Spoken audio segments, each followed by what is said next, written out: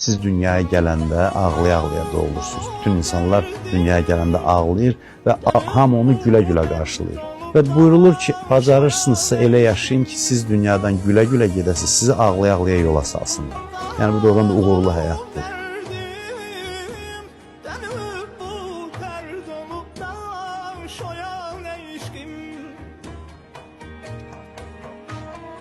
Yok olup birden,